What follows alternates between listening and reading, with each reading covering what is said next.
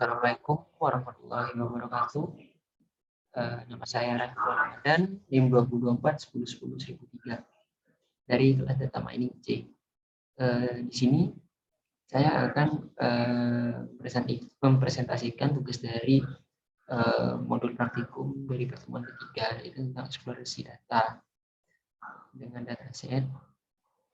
Yang pertama, dari soal pertama ini, jelaskan makna dataset, jelaskan pula makna data training dan data testing. Dataset adalah sebuah kumpulan data yang bersifat sebagai kumpulan data yang berasal dari informasi-informasi pada masa sebelumnya dan siap untuk digunakan menjadi sebuah informasi baru seperti itu. Di mana digunakan untuk dataset ini digunakan untuk sistem prediksi sebagai acuan pendukung keputusan seperti itu. Kemudian ada data training. Data training di sini digunakan untuk melatih algoritma. Jadi data training, data itu dikhususkan untuk melatih algoritma yang telah dibuat. Kemudian data testing untuk melihat atau mengetahui performa yang telah dibuat algoritma dari performa algoritma tersebut. Jadi data testing ini digunakan untuk mengetahui performa algoritma yang sudah dilatih sebelumnya ketika menemukan data baru yang belum pernah dilihat sebelumnya. Seperti itu. Kemudian jelaskan proses penyusunan dataset. Proses penyusunan dataset di sini ini ada yang pertama ada aggregation, sampling, dimensionality reduction, feature subset selection, feature creation, discretization dan binarization, dan terakhir atribut transformation. Yang pertama itu ada aggregation atau agregasi. Agregasi data ini adalah jenis proses penambangan data dan informasi di mana data dicari, dikumpulkan dan disajikan dalam format yang dirangkum berdasarkan laporan untuk mencapai tujuan atau proses bisnis tertentu dan atau melakukan analisis manusia. Seperti itu. Jadi dari aplikasi ini untuk menambang dan juga merangkum data yang nantinya bisa melakukan analisisnya ke manusia atau orang seperti itu. Kemudian kedua ada sampling. Sampling di mana kita mengambil sebagian data yang dapat mewakili sebagian besar data yang lainnya. Dimensionality, bagian data yang dapat mewakili sebagian besar data yang lainnya. Jadi data sampling ini dia mengambil sebagian data yang kiranya nanti itu bisa mewakili sebagian besar data yang lainnya. Kemudian dimensionality reduction ini yang ketiga, ini untuk mereduksi atau menghilangkan atribut-atribut data yang tidak diperlukan untuk data mining. Seperti itu. Jadi hanya mengambil atribut-atribut yang penting-penting saja yang sekiranya nanti dibutuhkan dalam data mining. Lanjut ke nomor 4 yaitu feature subset selection. Dari feature subset selection ini itu sama halnya seperti dimensionality reduction, tapi dari feature subset selection ini dia lebih mengerucut, lebih diseleksi lagi mana data yang benar-benar diperlukan atau tidak. Seperti itu. Selanjutnya ada feature creation, di mana feature creation ini penambahan atribut yang nantinya setelah diidentifikasi ternyata masih membutuhkan atribut-atribut baru.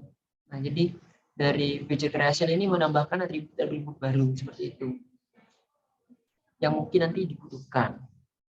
Kemudian discretization dan binarization. Dari discretization ini data kontinu itu nanti akan dirubah menjadi data interval, dan binarization ini data kontinu itu juga dirubah menjadi angka biner seperti itu.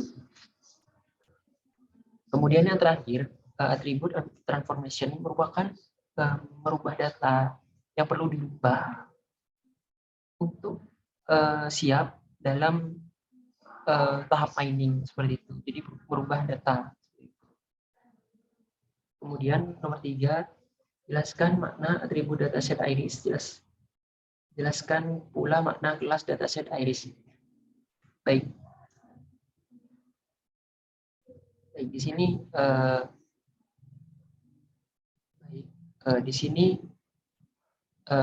ada dataset dari data iris, di mana atribut data iris pada set data iris ini menunjukkan beberapa panjang dan lebar dari petal dan sepal ini, seperti itu. Kemudian kelas-kelasnya yang di sini ini dia menunjukkan mengkategorikan variasi dari iris itu sendiri, seperti itu.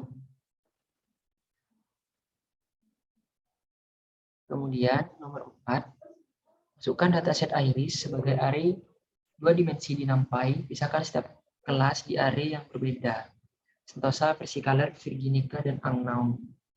Nah, di sini saya sudah memasukkan. Kemudian untuk dipisahnya saya menggunakan slicing seperti ini. Jadi kan dari dataset ini setiap kelas itu terdapat sekitar 45 kelas seperti itu. Jadi dari Sentosa saya meng-slicing dari start stopnya di sini dari 0 kemudian 45 lanjut 45 90 seperti itu. Jadi cara misalnya saya menggunakan slicing seperti itu. Kemudian buatlah nomor 5 ini, buatlah scatter plot yang menggunakan pasangan atribut berikut pada setiap kelas. Masuk unknown, berikan warna merah untuk Sentosa, hijau untuk Versicolor, biru untuk Virginica, dan kuning untuk unknown. Seperti itu. Di sini untuk berikan warna tersebut kita harus membuat scatter plot. Yang pertama itu sepal length dan petal width. Nah, pada tabel Excel ini terdapat pada indeks ketiga. Jadi sepal length itu terdapat pada indeks ketiga. Jadi sepal length ini terdapat pada indeks 3. Kemudian sepal length dan petal width berada pada indeks ke 0. Jadi untuk memanggilnya kita menggunakan fungsi slicing di sini. Jadi hanya memanfaatkan slicing indeks ketiga dan ke 0 seperti itu. Kemudian hintnya di sini gunakan perintah scatter dan operasi slicing pada NumPy untuk mempermudah tugas Anda. Jadi slicing dan scatter di sini. Kemudian berikut hasil dari sepal length dan petal width seperti itu. Kemudian ada sepal width dan petal length sama seperti itu. Di sini karena dari sepal length ini sepal width maksud saya. Sepal width ini indeks kedua,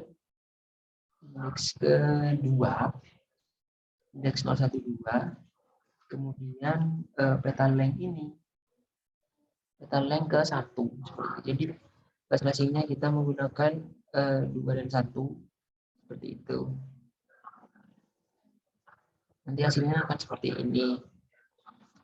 Yang kemudian sepal width dan petal width seperti itu. Jadi sepal width dan petal width karena ini mungkin pasokan seperti itu. Sepal width di sini indeks ke 0 dan petal width ini maksud saya petal width yang ke indeks ke 0 dan sepal width ini indeks ke 2. Jadi menggunakan 0 dan 2 untuk slicingnya seperti itu. Lanjut ke sepal length dan petal length. Petal length ini sepal length ada di indeks 3 dan petal length sendiri ada di indeks ke 1 seperti itu. Ini hasilnya. Lanjut ke nomor 6. Jelaskan bagaimana karakter pengelompokan setiap kelas pada scatter plot. Untuk karakter pengelompokan setiap kelas pada scatter plot, berdasarkan kelas, itu sentosanya yang memiliki warna merah ini berada paling bawah, yang mana memiliki panjang atau lebar paling kecil, terutama pada Cepaleng karena mendekati 0. Rata-rata nilainya jauh serta bergelombang paling dekat. Kemudian dari versicolor yang berwarna hijau, versicolor ini cenderung disampaikan pada kelas Virginica. Berada di tengah, rata-rata nilainya itu berdekatan, paling panjang dan juga dari segi sepal dan petalnya. Kemudian pada kelas Virginica dapat dilihat dari skaternya ini berwarna biru. Warna biru karena tumbuhan jenis ini panjang dan lebarnya itu lebih paling besar lah daripada yang lainnya. Kemudian angnon ini cenderung mendekati ketiganya, yaitu variasi yang lainnya meskipun tersebar tapi mendekati variasi-variasi lainnya. Jadi angnon ini lebih tersebar seperti itu. Nomor 7, perhatikan data yang berjenis angnon. Jelaskan bagaimana cara meramal jenis data angnon. Kelas ini memiliki nilai yang selalu muncul pada jarak yang dekat ke semua kelasnya. Nah, terkadang antara value atau nilai yang memiliki jarak yang jauh, bisa saya ambil dari kelas ini data cenderung akan berada pada dekat kelas yang lainnya. Jadi berdekatan dengan kelas variasi yang lainnya seperti itu. Kemudian nomor 8 paralel koordinat. Plot dari data yang berkelas sentosa versicolor Virginica berikan warna merah untuk sentosa, hijau versicolor, biru untuk Virginica. Gunakan perintah plot dan operasi slicing dan pada NumPy untuk mempermudah tugas Anda. Baik, di sini saya menggunakan NumPy dan juga Matplotlib. Juga di sini plot di sini untuk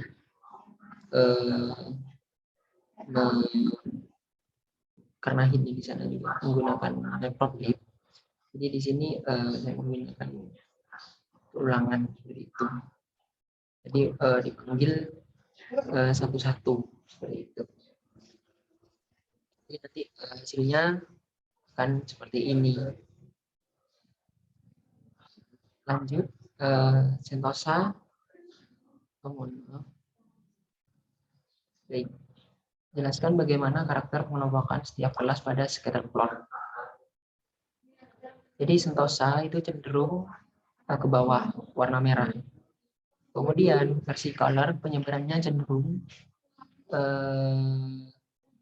di antara bawah atau tengah. Jadi gitu. Kemudian Virginica warna biru, Virginica warna biru ini penyebarannya cenderung ke atas seperti itu. Kemudian angnon penyebarannya ini tidak menentu. Penyebarannya pada setiap atributnya cukup bervariasi. Jadi pada setiap atribut kelas angnon ini cenderung mendekati variasi yang lainnya. Mungkin seperti itu dari saya. Kurang lebihnya mohon maaf. Sekian. Wassalamualaikum warahmatullahi wabarakatuh.